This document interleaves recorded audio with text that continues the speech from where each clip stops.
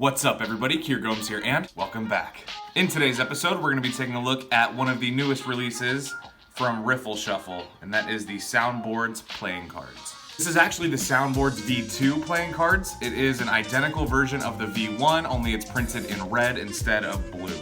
I'm really excited to review this deck. It definitely seems like it's a worker's deck, and those are my favorites. So before we get started, please do drop a like on this video and subscribe if you haven't already. And without further ado, let's roll that intro and get you guys on your way.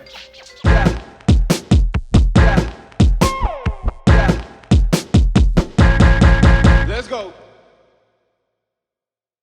Okay, so we are looking at the Soundboards playing cards. This is a really intricate tuck case, so there is a lot to cover, so I'm just gonna dive right into it. The tuck case is done in kind of a matte cardstock, but it's very thick, so it doesn't feel like typical matte cardstock that's kind of thin and flimsy.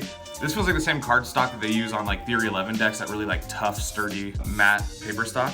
On the front of the tuck case, it is done in white. It does have an outline in black around it.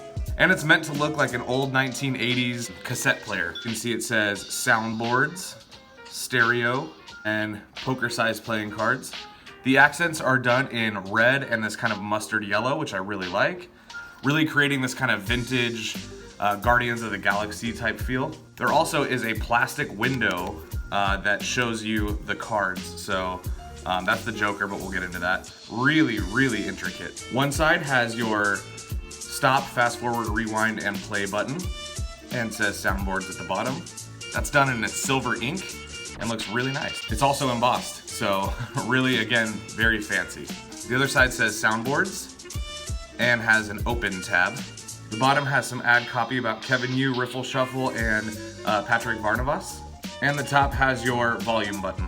In terms of the aesthetic of this is definitely one of the coolest tuck cases I've seen this year. The back design is almost the back design of the cards, but there are some differences. For example, the silver ink and the yellow appear here, but they don't appear on the cards. Now, opening this tuck case was tricky at first, so here's how you do it.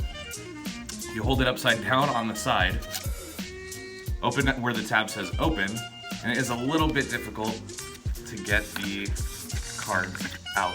Really appreciate the aesthetic. I also really appreciate making it different, but in terms of being practical, that tuck box is hard for me to open. So let's look at the cards. The back design of the cards looks like this. So it is a field of this nice bright crimson red. You can see it's got a record player in the middle, some turntables there in each corner. It's also got this, I don't even know how you would call that, like an old speaker that used to come off of your grandma's record player. That's what it looks like. That looks really cool. It looks nice because this looks like a standard deck of cards, but it's got that Kevin Yu kind of flair. As well, this is a two-way back design, so if I hold it like this or like this, it doesn't matter, and that's really nice for my OCD. With this deck, you are gonna get two identical Jokers. They both say Joker in the corner. They have a kind of beat up sketch of a cassette tape, and it says Soundboards 02 at the top. Those are really cool Jokers. I like that, and especially because when it's in the tuck box, it looks like that. Your Ace of Spades is gonna be heavily music influenced, but you can see it's an enlarged spade pip with a red upside down spade pip there in the middle. And you can see it's got those treble clefs kind of making up the shape of the ace. All right, now as far as ads and gaff cards, you are gonna get a double backer, always good. And you're gonna get a blank card that you can use for magic tricks. The rest of the cards are gonna be completely industry standard, apart from some color customization. The bright reds have kind of been muted down into a more crimson red, same color as the back design. But your spades and clubs look the exact same as you would find them on a bicycle deck. Again, that is a win for me. That means that I can use this deck to perform, and I don't run the risk of having a distracting deck.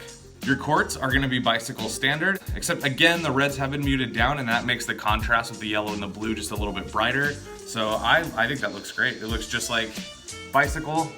In fact, to a spectator, I doubt they'd even know the difference. These cards are pretty thin. I wanna say that they are on crushed premium stock, but it might be bicycle, I'm not sure. They're very flexible and extremely easy to spring, like right out of the box, no resistance whatsoever. So let's really quickly switch angles and talk about the handling.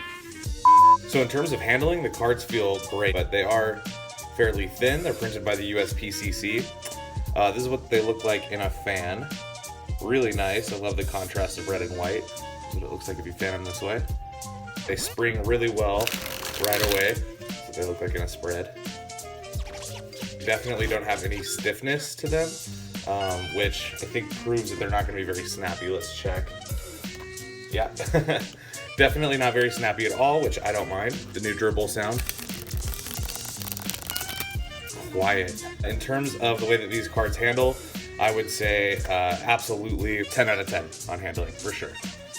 So in general, I would say this deck is absolutely worth having. I kind of wish I would have picked up a few more.